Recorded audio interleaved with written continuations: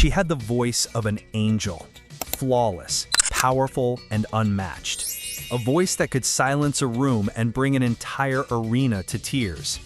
At her peak, Whitney Houston wasn't just a singer. She was the voice, the gold standard, the global superstar.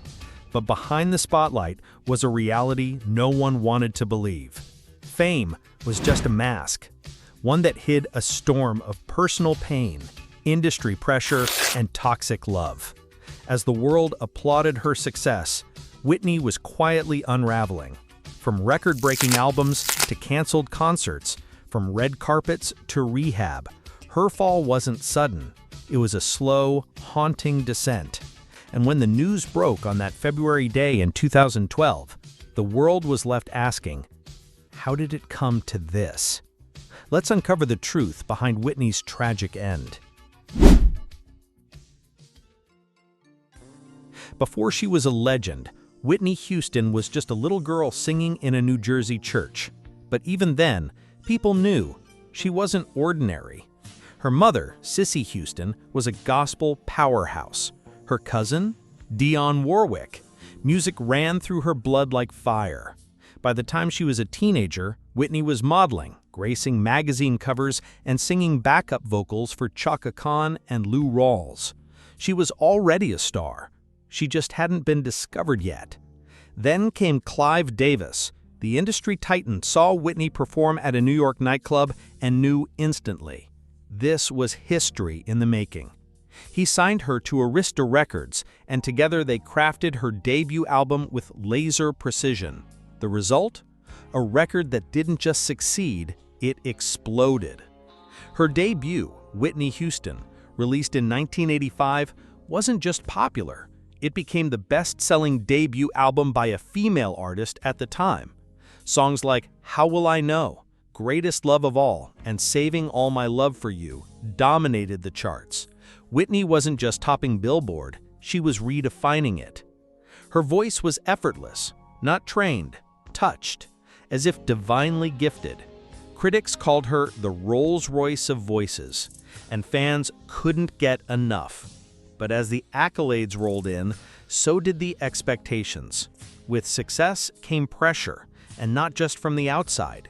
Labels wanted more hits, the industry wanted perfection, and Whitney? She wanted to please them all. By the late 1980s, Whitney Houston wasn't just famous, she was untouchable. Her second album, Whitney, debuted at #1 on the Billboard 200, making her the first woman ever to do so. It spawned 4 consecutive #1 hits. She was selling out stadiums, winning awards, and breaking records left and right. But behind the scenes, things weren't as smooth as they seemed. Her success, while historic, came with an unusual backlash. Many in the Black community criticized her for being too pop, claiming her sound was tailor-made for white audiences. At the 1989 Soul Train Awards, she was booed. Booed! A woman with roots in gospel and R&B, now seen as a crossover act who had abandoned her foundation. The sting of that moment never truly left her. For Whitney, it was the beginning of a quiet identity crisis. She had always been caught in two worlds, the church and the charts, the culture she came from and the one she was marketed to. The industry wanted a perfect, polished icon, but Whitney? She was human, emotional, flawed, real. Still, she kept up the image, America's sweetheart, glamorous, gracious, untouchable. But that pressure to be perfect would become unbearable. She wasn't just singing anymore. She was performing a role, one that required constant smiling, constant success, and no room for vulnerability. The cracks were small at first. Missed notes, tabloid whispers, a sense that something was off. But even then, few dared to question it. She was Whitney Houston, the woman with the million-dollar voice, the icon no one thought could fall. And just as the public started to notice those cracks, someone walked into her life who would change everything, for better or worse. When Whitney Houston met Bobby Brown at the 1989 Soul Train Awards, the chemistry was instant, but unexpected. She was polished, elegant, America's golden girl. He was raw, unpredictable, and proudly rough around the edges. To the public, they didn't make sense, but to Whitney, Bobby was real. Their relationship moved fast. What started as friendship quickly turned into romance, and by 1992, they were married. For a while, it looked like a fairy tale, the pop princess and the bad boy of R&B. But behind the scenes, the reality was anything but magical. Their marriage became a storm of chaos, passion, and destruction. Rumors swirled about heated arguments, violent outbursts, and, most damaging of all, drug use. The tabloids couldn't get enough, and suddenly Whitney's name was in headlines for all the wrong reasons. People began to wonder, was Bobby dragging her down? Or was he just the mirror reflecting what was already there? In interviews, Whitney fiercely defended her husband. "Don't believe the hype," she'd say, smiling through gritted teeth. But the truth was harder to hide. Her once pristine image was now in question. The same woman who sang about self-love and dignity was now tabloid fodder, with photos capturing her looking thin, tired, and distant. Still, she stayed. Out of loyalty, out of love, maybe even out of fear. And together, they became one of the most talked about and toxic celebrity couples of the era. Whitney had always battled pressure from the outside, but now that pressure was coming from inside her own home. And just when the world thought they'd seen it all, Whitney stepped in front of a camera and said something that would haunt her for the rest of her life. By the early 2000s, Whitney Houston's struggles were no longer rumors, they were headlines. The turning point came in 2002 when she sat down with Diane Sawyer for what would become one of the most infamous interviews in pop culture history. With the world watching, Whitney was defensive, erratic, and heartbreakingly vulnerable. When asked about drug use, she responded with a now iconic line. "First of all, let's get one thing straight. Crack is cheap. I make too much money to ever smoke crack. Let's get that straight. Crack is whack." The phrase became a punchline. But behind that viral moment was something much darker. A woman clearly unraveling. Years of substance use, emotional chaos, and relentless pressure were taking their toll. Whitney's appearance had changed. She was visibly thinner. Her performances, once effortless and powerful, began to falter. Missed notes, canceled shows, and public incidents painted a picture of someone in deep distress. Fans who had grown up idolizing her now watched in disbelief. The woman who once dominated the stage with grace and power now seemed lost, a shadow of her former self.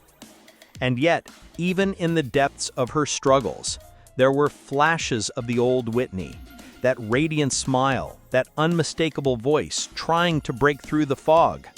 But those moments were fleeting. Behind the scenes, her family and team reportedly tried to help, staging interventions, urging her into rehab. But recovery isn't linear, and for Whitney, the cycle of relapse and return became tragically familiar. She was fighting, but she was also slipping. Still, there was one thing no one could deny. Even at her lowest, Whitney Houston wasn't done. She had one more shot, one more spark left in her, and she was ready to take it. In 2009, the world held its breath. Whitney Houston was back. Her new album, I Look to You, was framed as a triumphant return. And for a brief moment, it seemed like she had done the impossible. The title track, a gospel-tinged ballad about hope and redemption, gave fans chills. It felt like Whitney was rising from the ashes. She gave interviews that sounded hopeful, optimistic. She spoke of healing, of faith, of moving forward. And when she took the stage for her comeback tour, the anticipation was electric. But reality didn't match the hype. Critics were quick to notice that her voice, once the most powerful in the world, wasn't what it used to be. Notes were missed, performances were shaky, fans walked out of shows. The media pounced, calling her comeback disastrous. It was cruel, but it was also heartbreaking, because it was clear that Whitney wanted this. She was trying, fighting, pushing herself back into the spotlight even when it was obvious she wasn't ready. Or maybe she just didn't want to let go. The comeback tour became a painful reminder of everything she had lost. Not just her voice, but her confidence, her spark, her command of the stage. She wasn't Whitney the icon anymore. She was Whitney the survivor. And survival isn't glamorous. But still, she kept going, because that's what legends do. By the early 2010s, whispers began again about another project, another performance, maybe even another film. She had appeared in Sparkle, her first movie in 15 years, and seemed eager to return to form. But no one could have known that her final curtain call was just around the corner, and that her next appearance would be in headlines, not on stage. By February 2012, Whitney Houston was in Los Angeles, preparing for what was supposed to be a glorious return, a performance at Clive Davis's annual pre-Grammy Gala. It was the same man who discovered her, the same stage where she'd once reigned supreme. For Whitney, it was more than just a show. It was a full-circle moment. But those closest to her say something felt off. In the days leading up to the event, Whitney had been spotted in public looking disoriented, sweaty, and visibly on edge.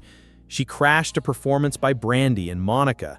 She was seen arguing with hotel staff and behaving radically at clubs. Her voice, once soaring and crisp, now sounded raspy and strained. Still, she seemed excited. She had recently filmed Sparkle and reportedly felt proud of her work. But something was unraveling. Again. Then came February 11th. That afternoon, Whitney was found unresponsive in the bathtub of her suite at the Beverly Hilton Hotel. Paramedics were called, but it was too late. The world lost one of the greatest voices it had ever known.